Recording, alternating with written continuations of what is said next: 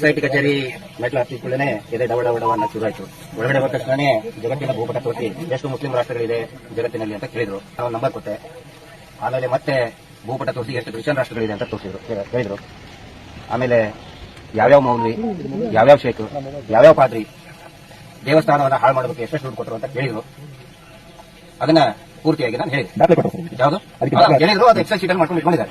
ಆಮೇಲೆ ಬುರುಡೆ ಯಾವ ಶೋರೂಮ್ ಇದ್ರೆ ತಂದಿದ್ದೀರಿ ಅಂತ ಕೇಳಿದ್ರು. ಯಾವ ಕಾರ್ಪೆಂಟರ್ ಪೇಂಟ್ ಹಚ್ಚಿದ್ದ ಅಂತ ಕೇಳಿದ್ರು.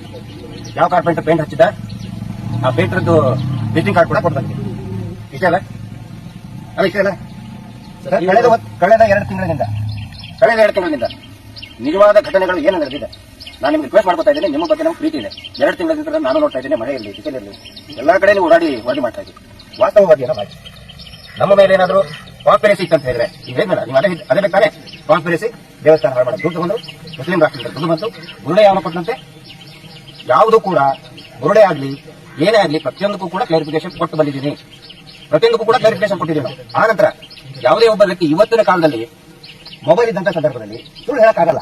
ನಾನು ಅಲ್ಲಿದ್ದೆ ಯಾರೋ ಇದ್ರು ಹೇಳಕ್ಕಾಗಲ್ಲ. ಸೊ ಅದು ಏನೇ ಇದ್ರು ಕೂಡ ನಾವು ಹೇಳಿದೀವಿ. ಮತ್ತೆ SIT ಕೂಡ ತುಂಬಾ ಚೆನ್ನಾಗಿ ಇನ್ವೆಸ್ಟಿಗೇಷನ್ ಮಾಡ್ತಾ ಇದ್ದಾರೆ. SIT ಕ್ಲಿಯರ್ ಆಗಿ ಮಾಡ್ತಾ ಇದ್ದಾರೆ, ಸೈಂಟಿಫಿಕ್ ಆಗಿ ಮಾಡ್ತಾ ಇದ್ದಾರೆ. ದಯವಿಟ್ಟು ಅದನ್ನು ಮಾಡೋದಕ್ಕೆ ಅವಕಾಶವನ್ನು ಮಾಡಿಕೊಡಿ.